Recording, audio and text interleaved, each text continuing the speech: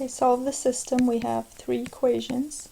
And again, my goal is to eliminate, nothing is missing, no x's or y's are missing, so my goal is to eliminate at least one of the variables to start with.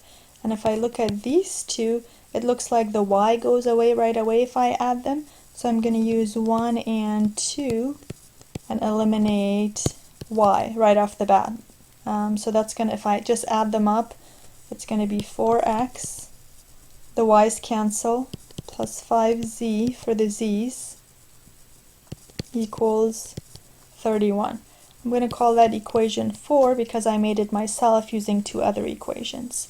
Now, the next thing I do, I have to eliminate y again using either equations 2 and 3 or maybe 1 and 3, my choice. I'm going to use 2 and 3 and eliminate y again because I want it to match up with my equation 4.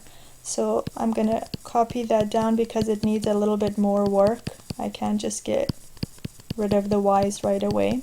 It looks like in order to get rid of the y's, I'm going to need a coefficient of -2 upstairs here.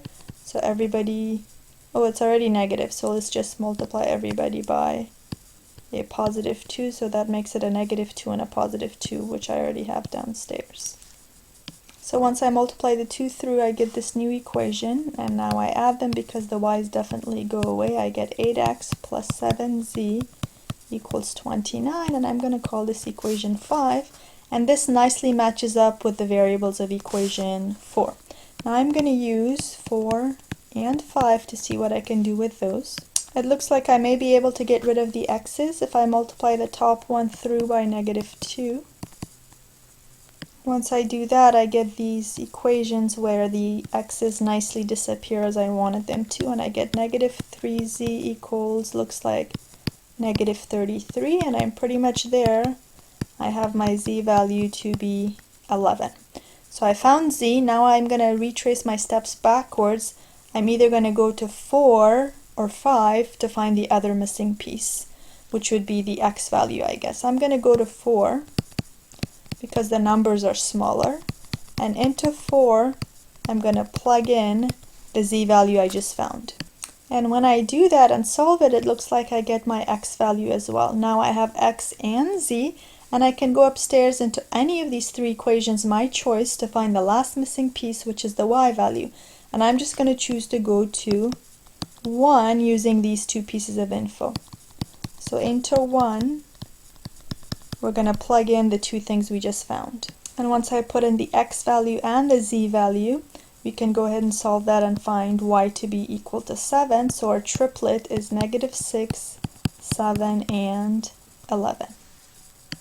Okay, we're talking about the perimeter of a triangle that's 90 inches long. So we already know that. And then they tell us the longest side is 20 inches longer than the shortest side. So the longest depends on the shortest, and then 10 inches longer than the remaining side. So let's draw a triangle and try to label these pieces of info. It says let x, y, z be the lengths of the three sides from smallest to largest. So I guess the way I have it drawn, x is the smallest, and then y, and then z is the largest. So x is shortest side, and then y is the next side, and then z is the longest side. Now let's go read the words. It says the longest side is 20 inches longer than the shortest side. So the longest side is right here, and it happens to be 20 inches longer than the shortest side. Well, I know the shortest side is x, and it's 20 inches longer than the shortest side. So there's one little equation that relates x and z. Then it says and 10 inches longer than the remaining side. So I guess it's also 10 inches longer than the remaining side. This is, I guess, my remaining side. So I guess I can say that z is also 10 inches longer than the remaining side, which is y. So I have This is one of my equations. This is my second equation. This relates short and long. This relates remaining and long. And then I haven't used the 90 inches, which is the perimeter, which is the distance all the way around the triangle. So I guess my third equation for the system would be x plus y plus z is 90 inches long. And there's my system. I have three equations, three unknowns. So we can use elimination method and put all of these in standard form, xyz, xyz, xyz, and then solve the system as we did up above. Or when I see that z is already solved for, I'm thinking maybe I can use this information. Let's go use 1 and 2, which are equivalent. So let's set them equal to each other and see where that gets us. Again, I'm not using the elimination process, I'm really using substitution. These two are exactly equal. 20 plus x is the same as 10 plus y. So since z is equal to this and z is equal to this, both of them must be equal. Maybe I can solve this for y. Again, now I'm choosing to use substitution. I don't have to, I can use this elimination methods. But I have found y to be in terms of x. And I have found z also over here I know is in terms of x. So I'm going to use substitution and replace the y value by 10 plus x and the z value by 20 plus x. So what we just did was using the substitution method to solve this system. That I'm going to go ahead and solve that. So I just found the shortest side to be 20 inches. That's my x.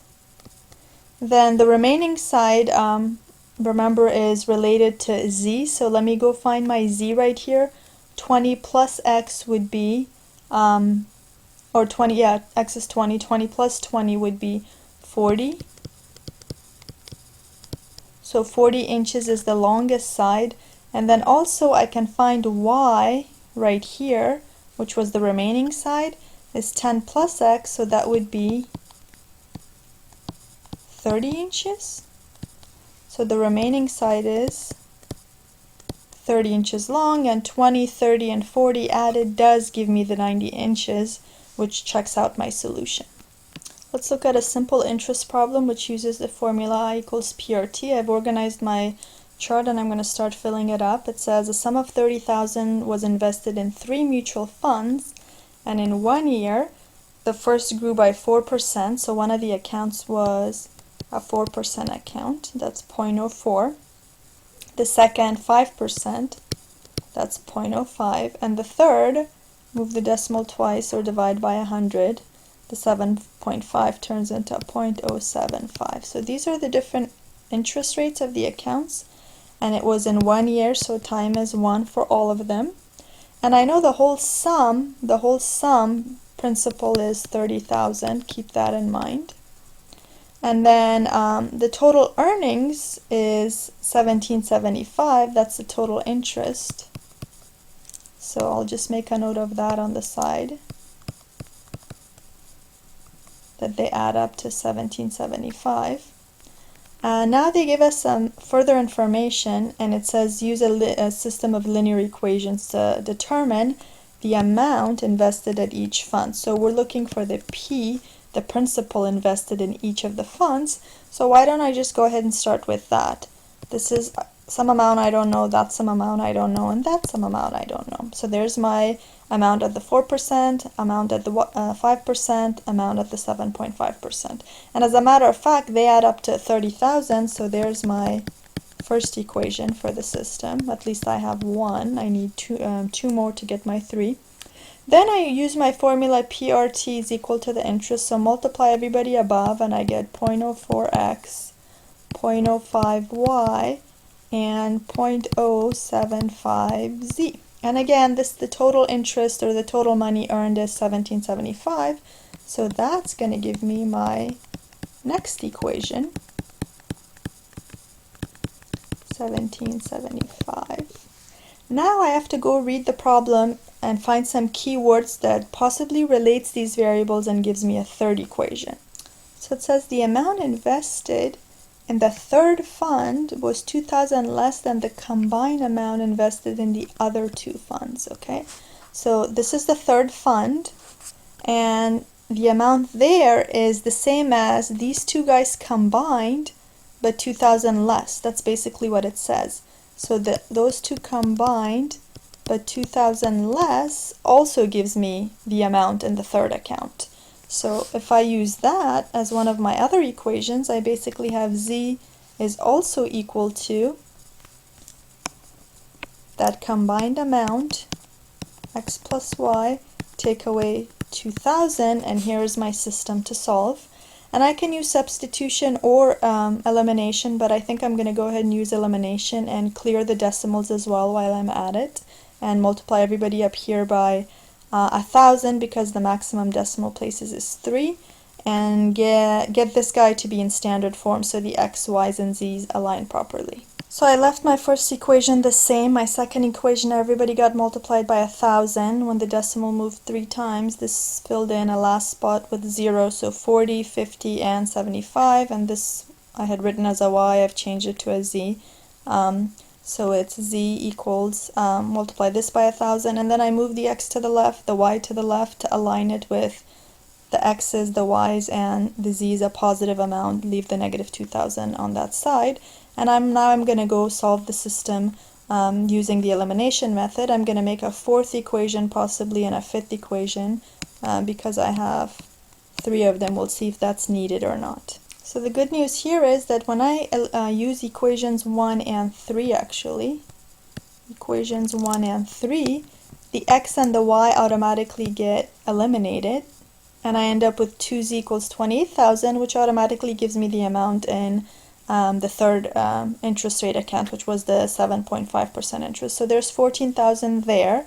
Now I got to go figure out how to find the x and the y. Okay, since taking z and going into either one of these equations still leaves me with 2 unknowns, I had no choice but to, I guess, put z in the first one and z in the second one so that I can have 2 equations with the same unknowns. And I put in z here, simplified it, I got my equation 4, and then I put the z value into the second equation also. I simplified it, hoping that I've done all the number crunching correctly, and I have equation 5 that also contains the same variable, so I can further continue with my elimination. Okay, so I've taken equation 4 and 5, I've multiplied everybody in equation 4 by negative 40 so I can eliminate the x's, and I finally have also a y value of 8,500, which I will take and go back into equation 4 or 5, but this one's easier, to get my final x value. So plugging in 8,500 into equation 4 gives me 7,500 for x. Now I have to go back all the way to the beginning and know what stood for what. X was the 4%, y was the 5%, and z was the 7.5%. So I have to go answer the question accordingly with the values I found. So we had 14,000, which was the z at 7.5% account, 8,500 at the 5% account, and 7,500 at the 4% account. And if we add all of them up, they do equal the 30,000 total that was invested.